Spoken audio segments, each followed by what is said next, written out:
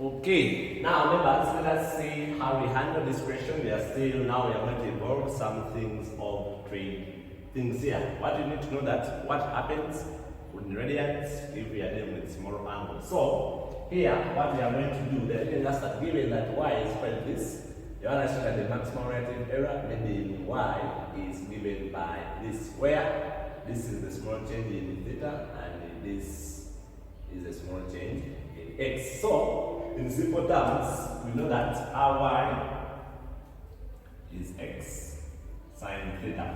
So no, if we make an error in x and y, in the x and theta, it means that we also make an error in y. Why? Because y is valued in x and theta. So any error I make in theta and the x leads to also a change in y. So if y receives a small change in y, means that this side we are going to, this one also receives a small change in x. Then also sine receive our theta receive a small change in theta. So you see that this theta is the one which is going to vary with the y and also x. So here, if we expand now this, now we expand sine of two angles. So this will be now equaling to y plus sigma, y equaling to x plus. Now we can expand this. This will be now given by sine theta cos sigma theta, then plus, how do we expand this? After expanding this, then we can come to our sine sigma theta, then cos theta. That's how we expand this side here. Now from here, we note that in radians,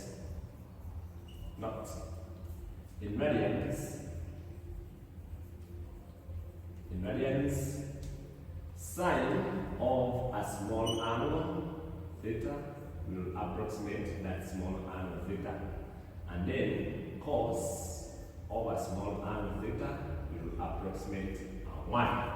As simple as that. Whenever this is small, cos of the small angle will approximate 1. So from here, so now my y from here, my y plus, okay, so allow me to take, okay, my y plus sigma y is going to be into now, remember this one I said is going to approximate 1, so this one is going to be sine theta into 1, then plus, we say this one will approximate sigma theta, then cos theta, as simple as that. So if we take y the other side, this will be now, by the way, this one is what we do with what we are doing is called first principles. We are doing it from first principles. So then if you take y this side and expand here we have now x plus sigma x into sine theta plus sigma theta cos theta, then minus a y. So we can easily expand. This will be x sine theta.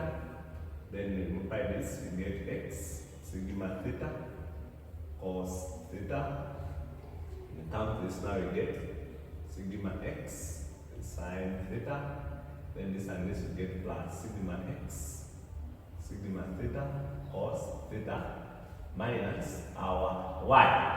Now you note that also, because these are very small changes, we know that our sigma y, not sigma x, sigma theta, will approximate to a 0. Because these are small changes, when we multiply each other, it will be approximating. So this is an assumption we are making that these two are very small, their product will be a 0. Our sigma y is going to be now x sine theta plus x sigma theta cos theta plus sigma x sine theta. All of this will be 0 then minus y. Our y is x sine theta, this y here. Okay, sister, now this will go with that. So now my sigma y is equal to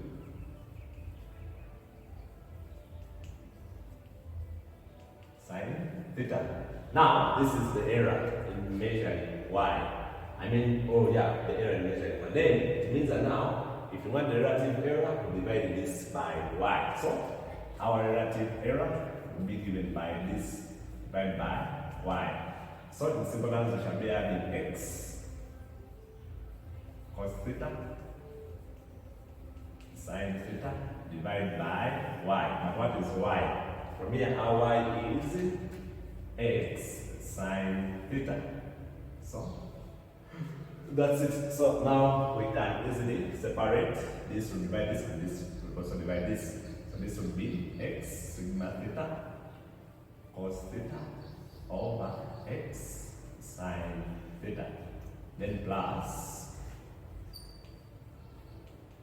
sin theta the whole over x sin theta. And now what happens here is that this one is going to go with this x. Then this sine theta is going to go with that sine theta. And so we shall be having sigma theta is that we have cos theta over sine theta.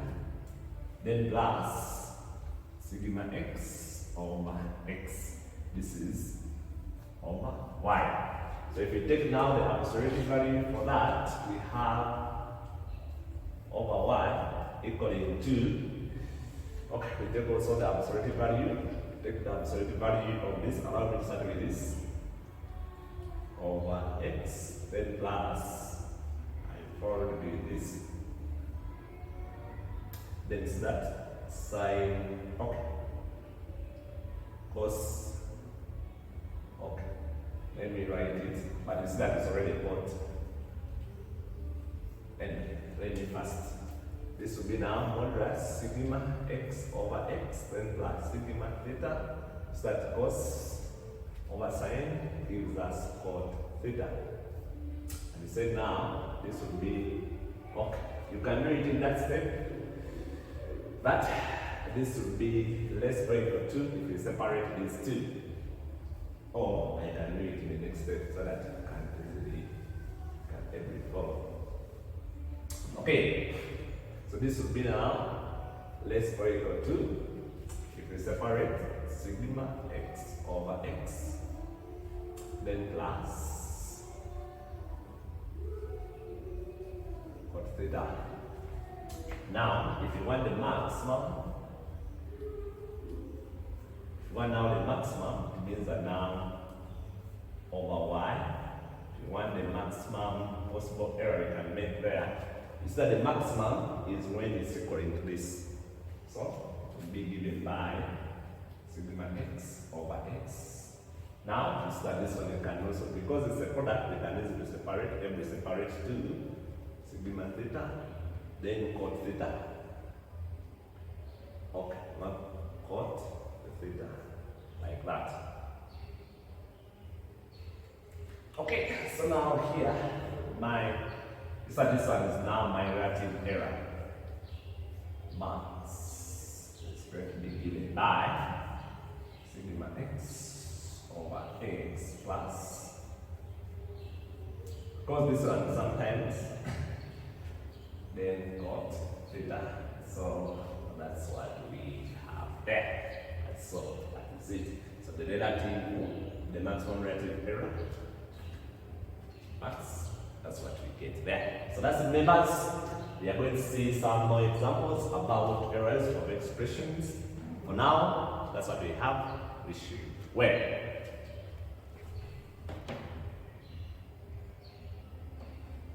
So by the way, if you want to read more about this, it's called triangular inequality. This one from here to here, triangular inequality. If you want to read more about it, also have to call triangular inequality. But triangular inequality, you can read about it from here to here. Triangular inequality.